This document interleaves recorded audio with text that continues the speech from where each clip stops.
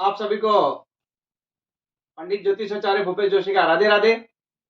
आइए हम आज पुनः एक नए विषय के साथ में उपस्थित हुए हैं कि भूमि का जब चयन कर रहे हैं मकान बनाने के लिए, जब प्लॉट खरीदने जा रहे हैं तो हमारी भूमि कैसी हो, उस भूमि के शुभाशुभ लक्षण किस प्रकार के हों, क्या वो भूमि हमको अच्छा फल देगी, भूमि का प्लॉट किस साइज में हो, वो किस प्रकार की हो, और साथ में ही वो भूमि हमारे लिए लाभप्रद है या नहीं, उसके दो प्रयोग के माध्यम से हम ये समझ सकेंगे कि वो भूमि हमारे लिए, वो प्लॉट जो हम खरीद रहे हैं वो हमारे को फल देने वाला है या नहीं।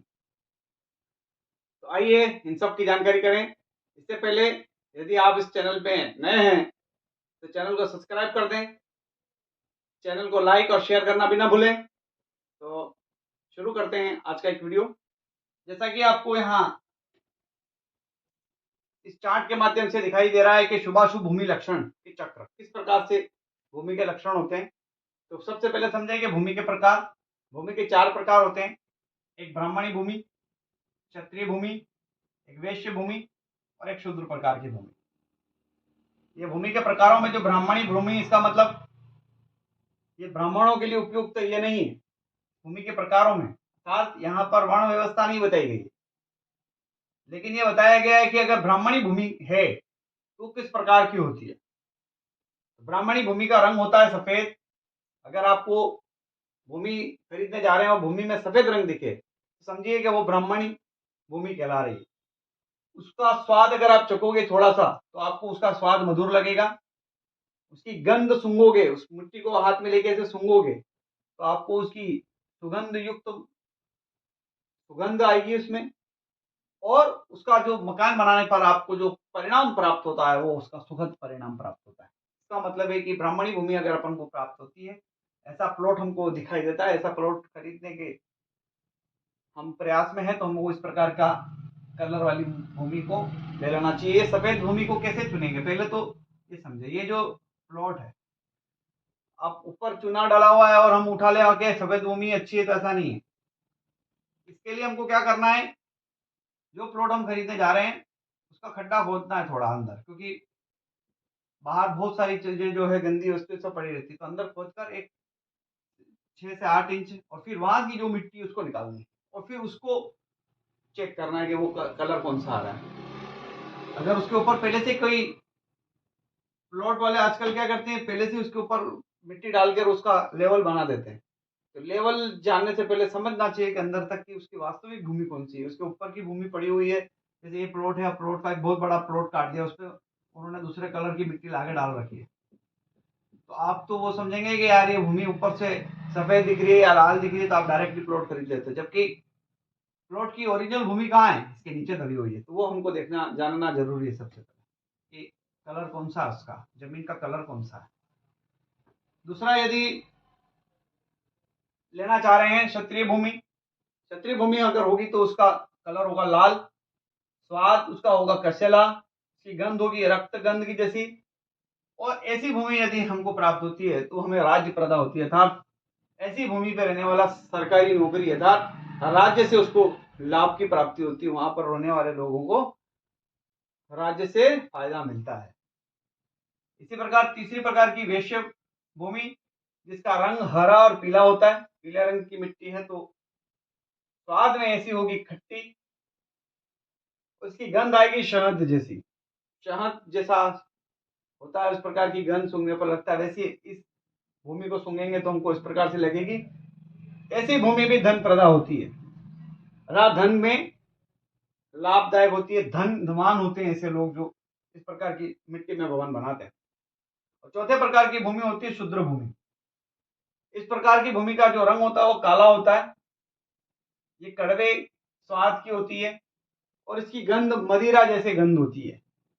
ऐसी भूमि अगर हमको प्राप्त हो प्लॉट के लिए तो हमको उसको छोड़ देना चाहिए, हमको नहीं लेना चाहिए, क्योंकि हम वहां पर रहेंगे तो हमको उस प्लॉट का फलीभूत लाभ नहीं मिलेगा। तो एक तो आपने भूमि खरीदने से पहले उसके लक्षण देख लिए कि किस प्रकार के लक्षण होने चाहिए। दूसरा, भूमि का जो प्लॉट है उसकी साइज कैसी होनी चाहिए। उसकी साइज हो या तो वर्गाकार या हो आयताकार।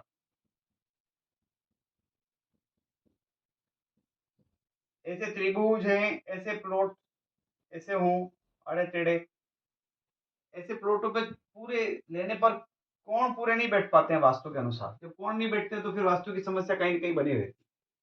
तो वर्गाकार भूमि हो अति उत्तम, सबसे ज़्यादा अच्छी प्रकार के प्लॉट वर्गाकार होते हैं।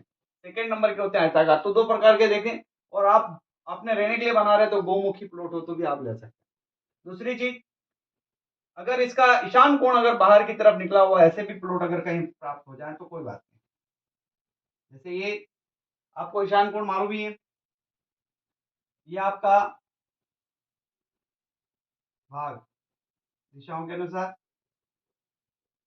पूरब, पश्चिम, उत्तर, दक्षिण। ये उत्तर पूर्व अगर उसका बढ़ा हुआ है भाग का, ऐसा भी प्लॉट हो तो भी कोई प्रॉब्लम नहीं है, ये भाग बढ़ा हुआ होना चाहिए। लेकिन उसका आग्नेय कोण, उसका नैऋत्य कोण और उसका वायव्य कोण बढ़ा हुआ नहीं होना चाहिए, ये ध्यान में रखें। ऐसे प्लॉट को नहीं लेना है। ईशान कोण बढ़ा हुआ हो तो आप उसको ले सकते हैं। और भूमि का परीक्षण करना पड़ता है। भूमि की शल्य क्रिया की जाती है। शल्य क्रिया का तात्पर्य भूमि को पहचाने कि ये वास्तव में हमको फल दे रही है कि नहीं दे रही है, किस प्रकार से पहचाने। तो सबसे पहले ये देखें कि जिस प्लॉट पे जा रहे हैं आप, जो आप प्लॉट खरीदना जा रहे हैं, वहां चले जाएं, उसका मध्य पकड़ लें, उस प्लॉट का मध्य भाग में चले जाएं और मध्य भाग में 2 प्रयोग करने हैं। 16 इंच का, 16 या 18 इंच, 18 इंच भी चलेगा, 16 से ज्यादा, 16 इंच से ज्यादा एक चौकोर ऐसा गड्ढा करे, वर्गाकार। और इस वर्गाकार गड्ढा करने पर इसकी पूरी मिट्टी बाहर निकाल दें। मिट्टी को इसी के पास में खाली करवाएं और मिट्टी को जब खाली हो जाए, ये पूरा हो जाए, पूरी मिट्टी को वापस इस गड्ढे के अंदर डाल दें। यदि गड्ढा पूर्ण रूप से भर जाता है, भरने के बाद में मिट्टी आपके पास में शेष बच जाए, तो आप उस मिट्टी को संभाल लें कि आपका जो ये प्लॉट है ये आपको बचत करके देगा, लाभ करके देगा। अर्थात आपका एक शल्य क्रिया आपने उस मकान की, उस प्लॉट की आपने कर ली, वो आपके लिए लाभदायक प्लॉट है। दूसरा, इसी में ही जब आप वर्गाकार इसको कर रहे हैं तो उसका दूसरा प्रयोग करें उसी समय में। एक में तो आपको मालूम पड़ गया कि हाँ ये काम हो गया, अब दूसरे में देखना है, वही बीच में चले जाएं, एक वर्गाकार वैसे ही करें, 16 बाई 16 16 या 18 बाई 18 18 का 16 16 ले लेते हैं। 16 16 इंच का एक चौकोर गड्ढा करना है, उसकी सारी मिट्टी निकाल दी। अब इसके अंदर आपको ये काम शाम को करना है, ध्यान रखें, शाम का काम है। शाम को जब सूर्य अस्त हो जाए, उसके बाद, सूर्य अस्त होने के बाद का काम है। सूर्य होगा और ये काम करोगे तो शल्य क्रिया को पहचानने की कोशिश करोगे तो सक्सेस नहीं हो पाएगा, और प्लॉट अच्छा भी होगा तो आपको पता ही नहीं पड़ पाएगा। ऐसा गड्ढा करवा कर उसको पानी से पूरा भरना है।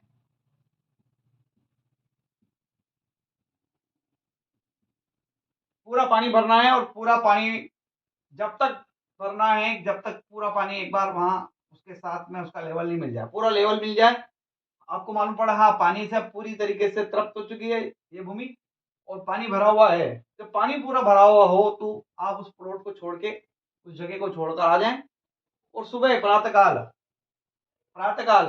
5 बजे 7 बजे के बीच में जाके देखें कि यहाँ पर पानी की मात्रा कितनी बची हुई है। बचा हुआ पानी देखना है। बचा हुआ पानी अगर यहाँ पर है, इसका मतलब वो प्लॉट आपको लाभदायक है, वो प्लॉट आपको खरीद लेना चाहिए।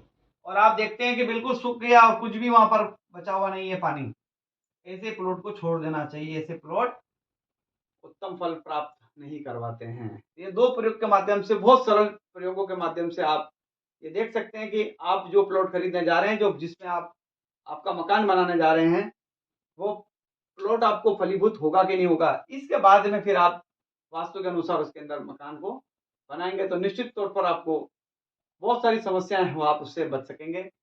अगर आपको ये चैनल में बताई गई वास्तु की टिप्स आपको अच्छी लगती है तो चैनल को सब्सक्राइब करके रखें, साथ में इस लाइक और शेयर जरूर करें और अपने दोस्तों और मित्रों के साथ में भी इसका लिंक शेयर करें ताकि ऐसी चीज़ें उनको भी प्राप्त हो सके और वो भी अगर कहीं परेशान हो रहे हैं या उनको कोई दिक्कत आ रही है तो बहुत ईजी वे में इन चीज़ों को समझकर अपना काम कर सकें। आप सबको पंडित ज्योतिषाचार्य भूपेश जोशी का राधे राधे। हम फिर इसी अच्छे वीडियो के साथ में फिर उपस्थित होंगे। जब तक के लिए आपको नमस्कार।